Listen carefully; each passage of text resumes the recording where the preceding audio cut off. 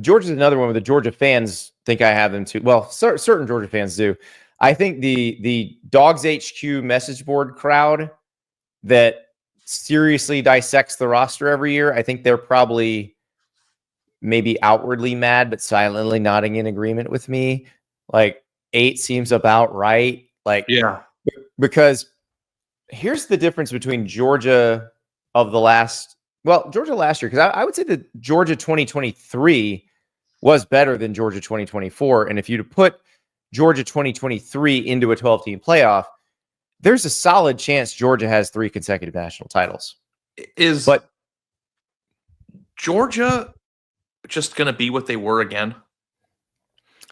I don't know that anybody's going to be that again, whether it's Georgia or Alabama or Ohio State, because Georgia 2021 and 22. No, I'm saying Georgia is going to be what it was last year again. I think they're the same team. That's the question. I think it really is going to depend on how some of the younger players develop. Like, do they have the level of alien on the defensive line that they've had in recent years? I don't know if they do. Like, they're going to probably have 1 or 2 defensive players who are destined to be first-round draft picks, but are they going to have 4 or 5? Because that's when they become super death machine. And I don't know if they have that right now. Like, and they had 2 first-rounders this past year on defense. Yeah, I think they're going to be good. I just don't know if they're going to be great. And like I said this to you on the show like a month ago, but I was listening to Kings of the North because I listen to my friends all the time, and they did a show where they were talking about locks for next year's playoff. And Landis said that Georgia was a lock for next year's playoff. No. I thought that was interesting because it wasn't just because of how good Georgia typically is. It was because of the path that they have there, the built-up equity they have as a program, and the fact that like you can count on their defense being very good. And also with the fact that if Georgia is sitting there at 9-3 but has a win or 2 against some of those big meaty teams in the schedule, that they might be a 3-loss playoff team. Like I think that like that makes a lot of sense. But when I look at Georgia, I think I'm on high alert for their offense being really bad. So they get Alabama, Ole Miss, and Texas at home this year, as opposed to having to play them on the road like they did last year. Now they went 2-1 in those games last year, so it's still not going to be easy. Like going to Knoxville is not going to be, if you're not the rolling ball of butcher knives that you were, where you had 3 generations of like 2021 Georgia D line had 3 generations of first rounders on it. They had guys that were first rounders in 2022, guys who were first rounders in 2023, and guys who were first rounders in 2024 on the same defense. Like, it was insane the level of talent they had stacked up. Yeah. It's not the same. I think 8 is just right. You hit the porridge right. Like, it's like they're going to be good. They're going to be hard to beat. They're not going to be scary the way they've been in the past, and I think they'll make the playoff. Like, I am interested. Like Noah Thomas comes from Texas A&M, playing receiver for them, a big rangy guy on the outside. Like, does that make a huge difference for them? Because I do think they've underperformed at some of the skill positions. Well, I guess last year, because they certainly did the year before. And when they had Ladd McConkey and Brock Bowers out of the receiver room, both healthy, they were awesome. Yeah, I mean, I don't know. I mean, it turns out that they had an alien at tight end. We knew that when he was in college, but what he did in the pros showed us. They had 2 draft picks at the receiver position last year, but no explosive dynamic playmaking ability. Like, I don't know if I look at Georgia and go, holy crap, they got so much better. Like, they lost their quarterback, and I'm not a huge Carson Beck guy, but we don't know what their quarterback's going to be. I mean, maybe he'll be awesome and things will be different, but like, I know they've got a good tandem of young running backs. They seem perfectly happy to take Gunnar Stockton instead of Carson Beck. Like, that doesn't seem like there was a lot of debate over that. But does that mean that Gunnar Stockton is awesome or that Carson Beck is average? Like, I don't know. I don't know. It might mean that they're basically the same and one was younger than the other. And one was probably much cheaper. So one doesn't have a Lambo. I don't know. Does Gunnar Stockton have a Lambo? Not that I know of. So I don't know. Like, I think that Gunnar Stockton would never drive the Lambo SUV, which I've been on this rant before. But if you're going to buy a freaking Lambo, buy a Lambo. Don't buy the SUV. It's like a Lambo hatchback. I think What's Alabama. the point? Yeah. I mean, it's fast as hell, Andy. You look like a soccer mom. What is the point? I don't think you look like a soccer mom in a Lambo SUV. You very much look like a soccer mom in a Lambo SUV. By the way, I was eating dinner on Saturday. Sorry, I'm just keep doing this to you. We were eating dinner at a Mexican restaurant on a double date on Saturday night. And we had a porch seat, and it was called Las Palmas. It's, I guess, one of the better Mexican restaurants in the city of Dallas, and it's really hard to get a reservation. And it tasted exactly like every other Mexican restaurant I've ever been to. I don't know why. Tex-Mex. It's not real Mexican. We've discussed this before. Yeah. No, I know. I'm just saying, like, it's a place that's really hard to get a reservation. Like, we had to pull some strings to get in. And I ate there, and I thought I was at Chili's. But the thing that was interesting is that we had a patio seat, and it was in the core of downtown Dallas. And some guy pulls up in the valet area, because the valet area was by the patio in a huge, brand new, beautiful Lambo. And when he got to the stand at the front, he parked his car and then he revved the engine. So it made that big Lambo roar, you know? Yeah. And every single girl on the patio was like, ugh, oh my God. It's like, do you know how big of a loser you have to be to have a Lamborghini and turn off 20 girls at the same time? Like, if you have a Lambo, just let it speak for itself. You don't need to make noise. You don't have to rev your engine. Everyone knows. Everyone saw it. We know you're rich. We know, you have the car. But, like, use it with class, please. Just use it with class. You don't have to rev your engine. We saw it. Everybody saw it, buddy. You valeted in the front of the restaurant so everybody could see it. We saw it. Okay. Was it a Lambo SUV, though? No, it was a car. It was sick, but it was just like... Exactly. He's smart enough to at least buy an actual Lamborghini and not a Lamborghini by Volkswagen. But if I had a Lambo, I would drive a Lamborghini Tiguan. I would drive it in a classy way. I don't think I would like try to draw attention to it. I would let the car speak for itself.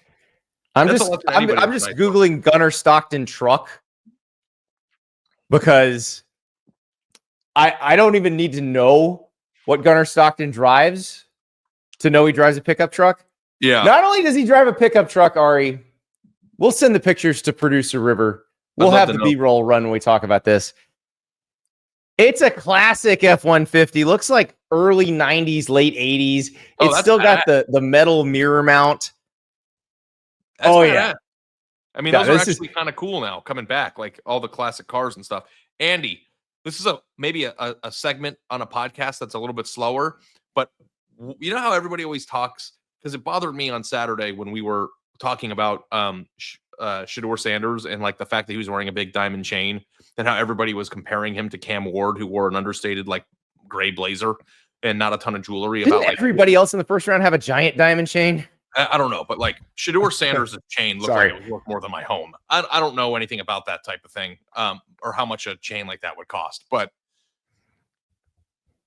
everybody made leaping assumptions of like, well, if you were iced out like that, you're probably not the type of quarterback I would want. Look at Cam Ward; he's the #1 overall pick. He was understated in the way that he dressed, and he's probably going to be better off. And it's like last year, Jaden Daniels wore a bunch of chains to the draft, so shut the hell up.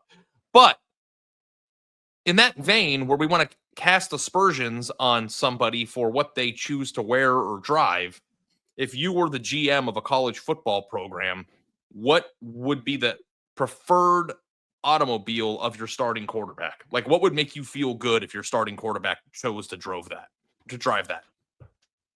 Would pickup truck because you drive a pickup truck, would that be your thing? Well, how cool is this pickup truck? Is my question. Saying, like, do you think that like Gunnar Stockton is the ideal? Like, if you get into like a stock, just lariat, because that's kind of boring. Quarterback in power football has a sick car because that's their NIL deals, and like the dealership is the most cliche NIL thing, right? But like, if you had that money and the ability to choose what you would drive, how would you go about it? And I would probably be like, I would pick something really cool. But I think that like picking a pickup truck is probably your speed, right? Like, what would you think? I like a monster truck. Yes, that'd be great. I would think that would be awesome. I want all the bells and whistles on your monster truck.